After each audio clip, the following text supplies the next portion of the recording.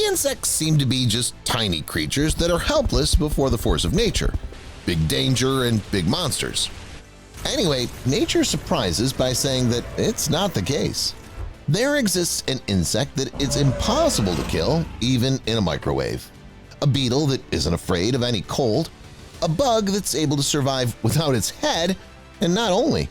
In this episode, I'll show you other hardy and enduring creatures.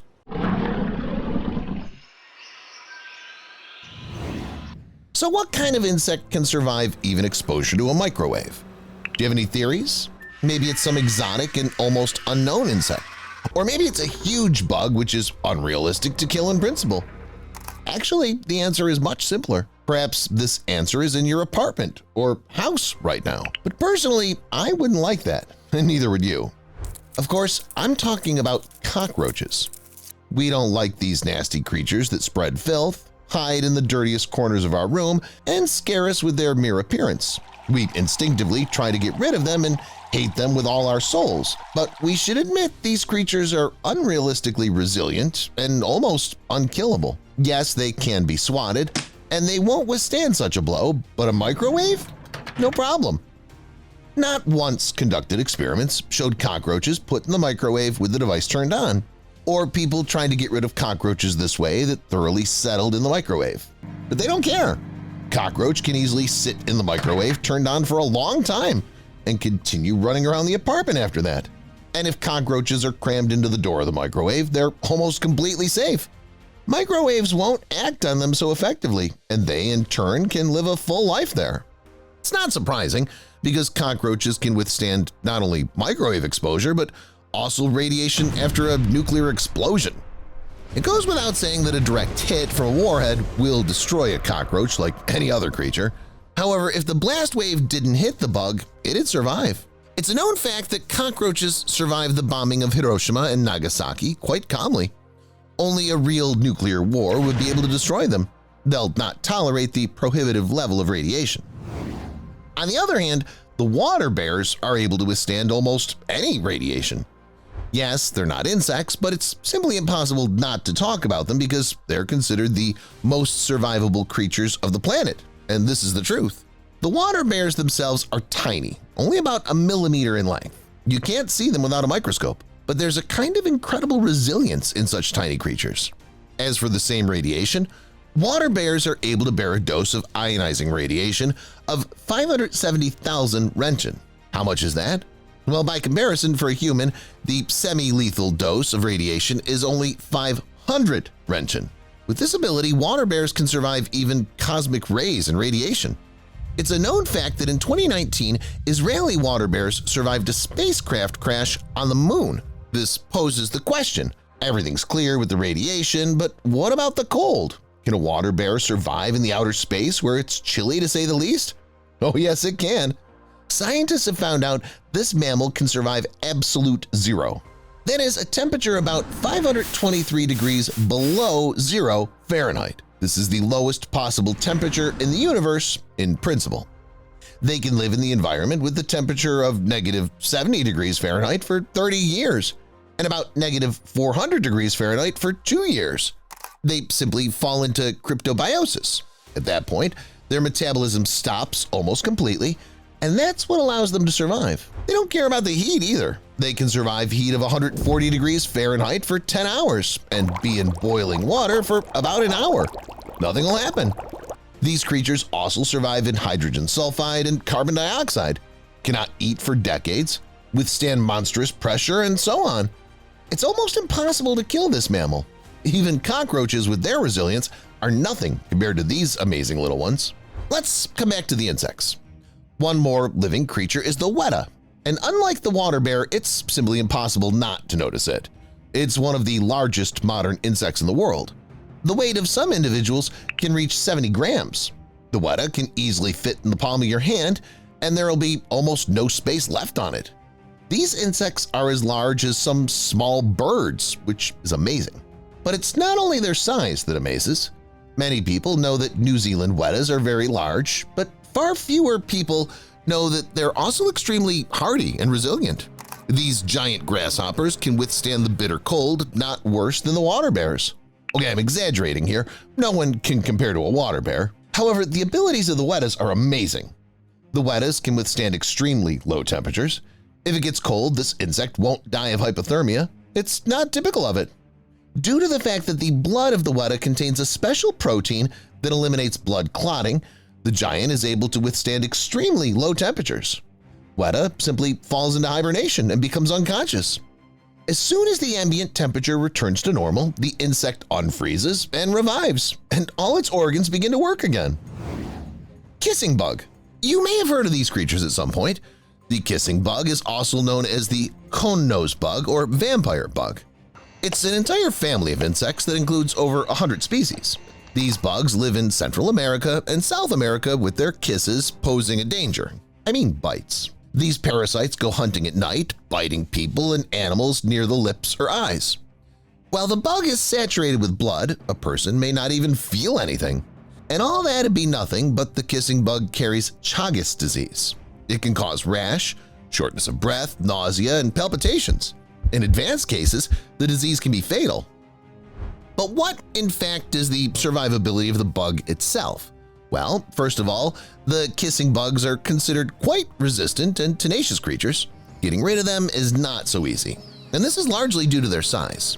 These insects are special. Some species are able to live without their heads. Amazingly, they'll still have a reaction to light. One scientist conducted an experiment and connected 2 decapitated kissing bugs with a tube. They didn't just live normally. Hemolymph of one of the bugs provoked molting in the other.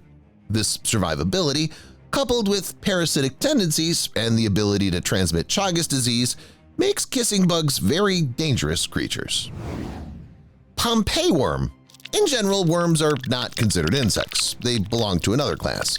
But you should definitely learn about this worm. In terms of survivability, it's not particularly worse and weaker than the same water bears. What's interesting, those are the crazy conditions of habitat that make the Pompeii worm alive. This unusual creature won't survive under normal conditions. About the resilience and endurance of this creature says its name. Remember what happened to the city of Pompeii? Near the city, there was an eruption of the volcano Vesuvius. The city was covered with ash, many buildings burned, and so on. Basically, it was a living hell. The Pompeian worm believes that such a hell is ideal. For it, heaven is hell and vice versa. It lives near the so-called black smokers, hydrothermal vents in the ocean. These springs release highly mineralized water with temperature up to 140 degrees Fahrenheit and above. A worm can easily survive in near boiling water. The same goes for depth. My point is that the Pompeii worm is remarkable in an environment where there is tremendous pressure that can flatten most living creatures. The Pompeian worm can withstand 600 atmospheres of pressure. Special bacteria that cover its body, as well as its shape, help the worm not be flattened or boiled alive. As I told, the interesting thing is that the Pompeian worm doesn't survive under normal conditions. It's not comfortable when the ambient temperature is low and when the pressure is not as monstrous as at its favorite depth. It's because of this that the Pompeii worm is almost impossible to study in the laboratory. To do this, scientists have to take the worm to the surface with special equipment, and this is not easy to do. Surviving wild temperatures or insane pressure is a true superpower, but there are other creatures in the insect world with their own incredible superpowers. I suggest that we leave the survivable and unkillable creatures alone and get on to them. It'll be not less interesting. Bombardier beetle. I think the Pompeii worm would be friends with this bug. These creatures are completely different in literally everything, but they have something in common: love for hot things. The bombardier beetle doesn't like overly powerful pressure or extremely hot temperatures, but the insect does make it hot itself. The bombardier beetle lives up to its name, as its superpower is to turn its body into a real weapon.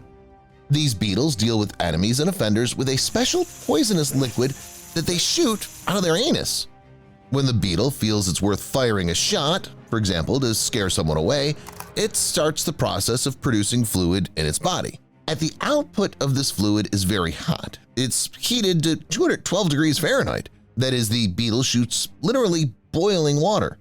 Needless to say, such a poisonous and hot mixture can easily scald believing in their strength mantis, voracious toad or frog, or in general any other offender. In addition, the bombardier beetle shoots no single projectiles but in bursts, and even for quite a few distance. And the most important thing is that, like a real bullet, you can't dodge the shot. Everything happens so fast that scientists can properly record this process only with the help of special cameras.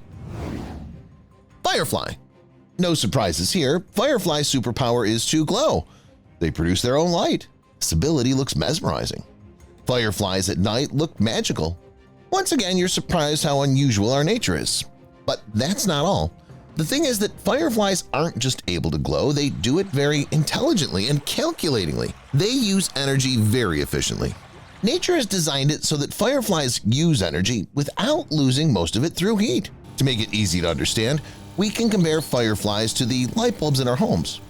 It's believed that light bulbs use only 10% of their total energy to produce light, and the remaining 90% is wasted. Fireflies, on the other hand, are designed in such a way that they use 100% of their energy specifically to produce light. That makes sense. If fireflies worked like light bulbs, only using 10% of their energy to produce light and giving the other 90% as heat energy, they'd burn to death. Fireflies are also pretty good at communicating with each other, but there's someone better at communicating in the insect world. You'll find out more about it later. Dragonfly. No, it's not a dragonfly. These creatures are interesting not for their communication skills, but for their other features and superpowers. I would single out two of them at once. They are speed and concentration. First, let's look at speed. Dragonflies are considered the fastest flying insects on the planet. At times, they can accelerate up to 37 miles per hour. In comparison, the average speed of a housefly, which is hard to swat, is only about 3.7 miles per hour. And mosquitoes fly at a speed of about 1.2 miles per hour. This incredible speed is a direct consequence of the dragonfly's wings. And it's not that they're strong or big, the trick is in their structure and the way the dragonfly flaps its wings. When it flaps, the upper and lower wings form a collapsing wedge. This effect creates a jet of air that's thrown backwards. Because of this, the dragonfly doesn't really fly but is rather carried forward on jet propulsion, like a fast airplane or something. What's also amazing is that the dragonfly is able to stop very abruptly or change its flight direction in an instant. The structure of the dragonfly's wings allows it to fly in any direction, as well as abruptly change its direction and even freeze in the air. It's believed that it was dragonflies that inspired engineers and aircraft builders to create the helicopter. If you think about it, a helicopter really does look like a dragonfly.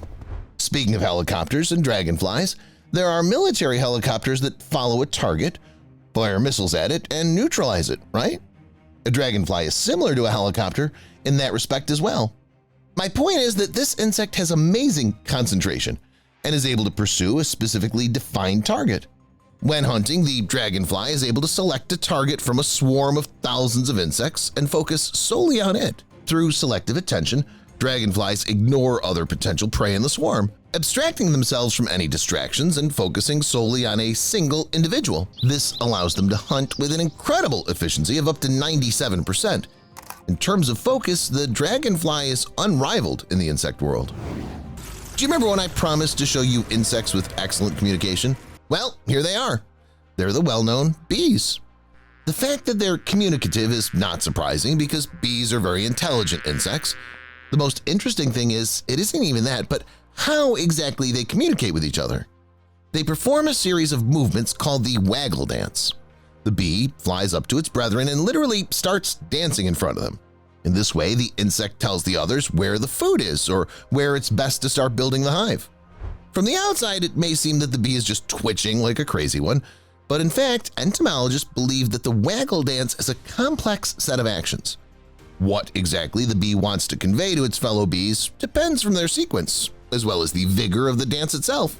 In addition, according to scientists, those are movements and location relative to the sun that facilitate accuracy of the information delivery to the bee. Bees also sense magnetic fields and use them to position themselves in space. To make it clearer, here are a couple of examples.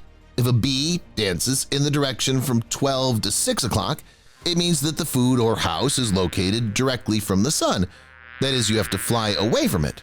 And movement in the direction from 6 to 12 o'clock means that the bees need to fly directly toward the sun. Movement in the direction from 7 to 1 o'clock means that the bees need to fly to the right of the sun, and so on. It turns out bees communicate in the sunny language of dance. I can't call it any other way. Everyone knows that those only snakes that are more dangerous than insects. Later, I'll tell you about the most poisonous snakes. And not only. It would be logical to assume that the king cobra is preceded by some other snake. It does make sense, but I'm not talking about a reptile, but about the box jellyfish. Members of this particular class of cnidarians are far more venomous than the king cobra. 100 times more venomous is just a guess. In fact, there can be even more venom of the box jellyfish, and it itself is much more toxic than that of the long snake. And no wonder, because many experts unanimously say that the box jellyfish is the most venomous animal in the world. The most dangerous representatives of box jellyfish are considered the sea wasp and the Irukandji jellyfish. Tiny Irukandji jellyfish has many meters-long tentacles that cause a number of hellish symptoms, and the sea wasp is capable of killing 60 people in 3 minutes. All in all, contact with any box jellyfish is a real nightmare. Their venom is a mixture of the most dangerous toxins on the planet, paralyzing the nervous system, affecting blood vessels, shutting down the lungs, and doing other horrors. Another danger is that box jellyfish are usually transparent and extremely difficult to spot.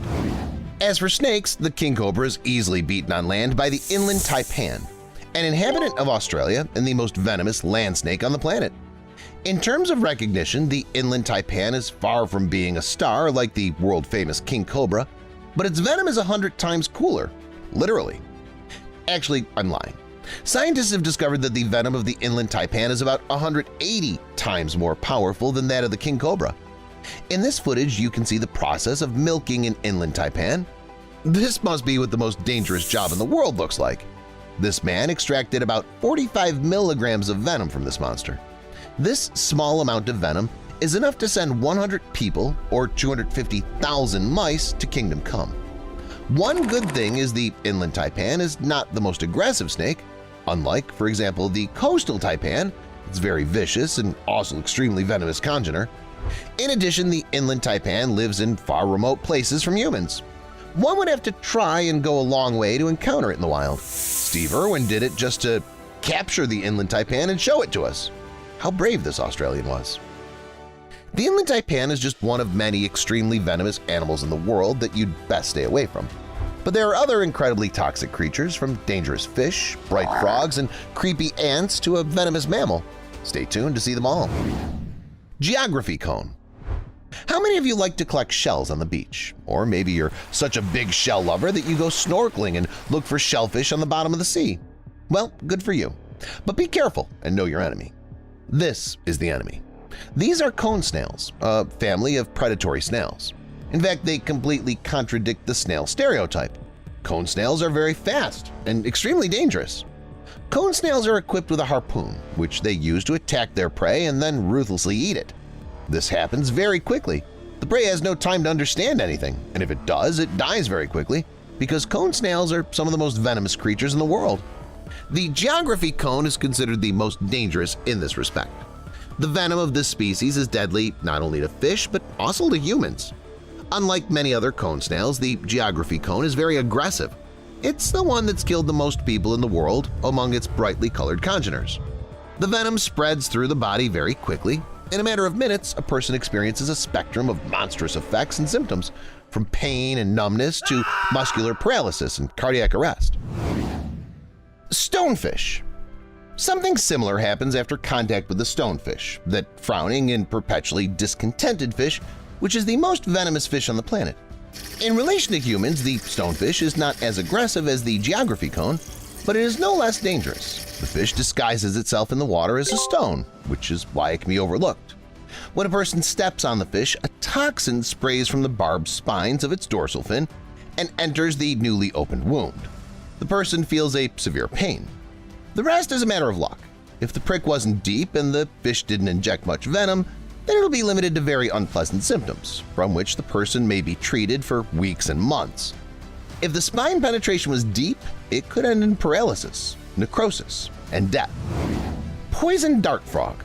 It's easy not to notice a stonefish in the water and even more in muddy water. but it's hard not to notice such bright frogs among the jungles of South America. Usually frogs are green, but in this case it's as if nature made life easier for us by making them distinguishable. All because poison dart frogs are extremely poisonous. Despite their tiny size of a couple of centimeters, they can easily kill a person, and they don't even need to raise any spines like the stonefish or bite like the inland taipan.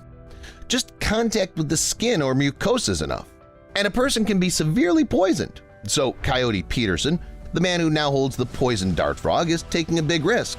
This video blogger is just reckless. But it's unlikely he'd be as brave holding the golden poison frog, the most dangerous of poison dart frogs. This species of frog is one of the most poisonous vertebrates on the planet. Local tribes use the venom of these frogs to lubricate arrowheads. Just one such frog can be enough for several dozen arrowheads. By the way, interestingly enough, the toxicity of a poison dart frog can be turned off. The fact is that they don't produce the poison on their own, but get it from their food, which includes toxic insects. If you take a poison dart frog and put it on a different diet, it will eventually just become a regular and safe frog. Harvester ant. Have you ever been stung by a bee? I'm sure many people have had that experience. You must agree it was unpleasant. But it's much better to be stung by a bee than stung by a harvester ant. The bad news is these ants are found almost all over Eurasia, Australia, Oceania, and Africa, and are also the most venomous bugs on the planet. Their venom is 20 times more powerful than that of a bee. The harvester ant is extremely ruthless. It attacks the prey with its pincers and literally stuffs the prey with venom, causing a severe pain. It takes 350 bites to kill a human. Well, even if you manage to get all these bugs off you in time, the pain of the bite will subside only after 8 hours. Yeah, mammals can be toxic too, though rarely. The platypus is just such a case. Didn't see that coming? Well, it's understandable, because platypuses are cute and unassuming creatures. They have funny limbs, a funny duck's beak, and the animal itself swims funny. At the same time, the platypus, though a mammal, lays eggs and is also capable of detecting weak electric fields, like catfish. In short, the platypus is a hodgepodge of all sorts of animals. Knowing this, it's not surprising to hear that the platypus is also venomous. Pay attention to the animal's hind limbs. There are sharp spurs there.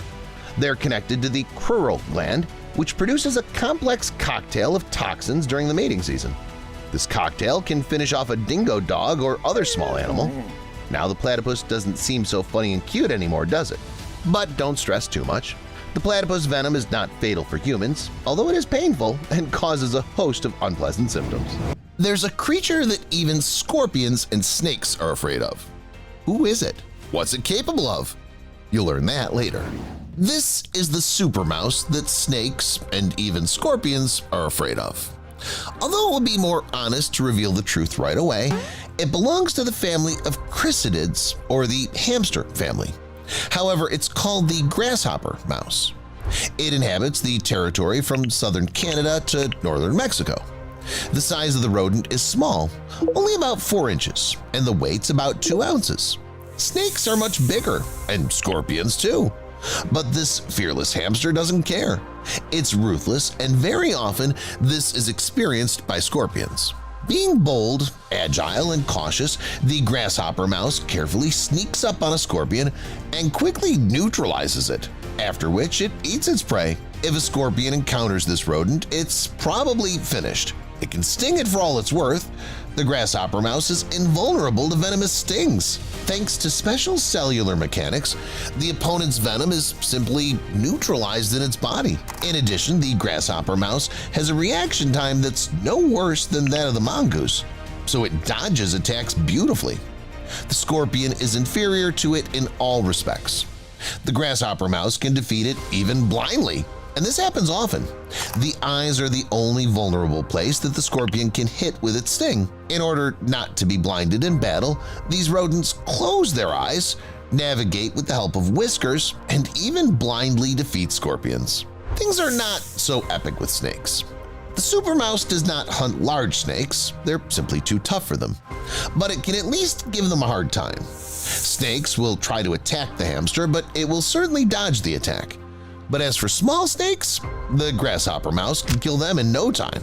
These rodents are so powerful that they're even called wolves in the guise of a hamster, and that's for good reason. Not only do they kill their prey as ruthlessly as wolves, but they also howl at the moon. At times, these hamsters sit down, raise their heads, and make a high-pitched squeak for a couple of seconds with their mouths wide open. Why? It's how the hamsters communicate with their congeners. Howling is a way to warn all outsiders that the territory is occupied, and its owner will not tolerate intruders. And if the trespasser doesn't get away in time, it will not avoid a fight. I can tell a lot of interesting things about grasshopper mice, but I suggest leaving them alone and looking at other hamsters in general, and also at mice and rats. Keep watching to find out interesting and unusual facts about these three rodents that you'll like. To begin with, rats and mice have been living on our planet for a very long time. Scientists believe that the first progenitors of these rodents appeared about 48 million years ago, although some researchers believe that they appeared 55 million years ago. Either way, that's a long time. For comparison, we, as the Homo sapiens species, appeared only 300,000 years ago. However, domestic rodents appeared relatively recently, about 15,000 years ago, but that's another matter. Favorite food. What is the mouse's favorite food? I think you all answered cheese without hesitation. And indeed, in almost every cartoon or movie featuring mice, these rodents eat cheese. But as it turns out, mice are not such a fan of cheese. They're much more into sweets. They're especially fond of sugary foods like cereal and fruit. Mice also like sugar in its pure form, but cheese is rather atypical for them. It attracts them with its pungent and strong smell, but mice would not call it their favorite dish. The wrong image is formed because of the stereotype of a mousetrap with a piece of cheese inside, which the rodent will definitely want to eat. By the way, mousetraps are not the most effective means of controlling the rodents. This is because they're not as stupid as many people think. Mice will not go headlong into a mousetrap or other trap. Rather, they'll inspect the trap properly, study it, and be very cautious. It's possible that the mouse will not fall into the mousetrap, will realize that something is wrong here, and will simply run away. And rats have gone even further. They've learned not just to bypass, but to deactivate and eliminate traps. Like this. Look at this rat. It saw the mousetrap, realized it would only find its death inside, and used a stick to remove the threat. And this rat deactivated the trap by throwing a rock at it. It looked like it detonated an anti-personnel mine. Well, that's impressive. On the other hand, rats are capable of much more than that because these rodents are among the most intelligent animals on the planet. They're no stranger to empathy. They're able to find a way out of complex mazes, as well as think abstractly. In addition, rats can truly express their emotions. They can even laugh. Yes, rats really can laugh. Moreover, scientists believe that rats are the only animals on the planet that laugh consciously along with humans. That is, they laugh or smile because of some positive emotions and something good. For example, they may giggle with their congeners. Rats are social animals, so spending time with their cage neighbors causes positive emotions in them. In addition to this, rats may smile when looking at their babies. Female rats are considered one of the most caring mothers in the animal world. They're very sensitive to their babies, so during periods of special emotion, one can notice a smile on the face of the young mother. Finally, you can make rats laugh by tickling them. They have the same reaction to tickling as humans. The only thing is that you can only hear the laughter of a rat with the help of special equipment, because when tickled, they make a high-frequency squeak which is not perceived by human ear.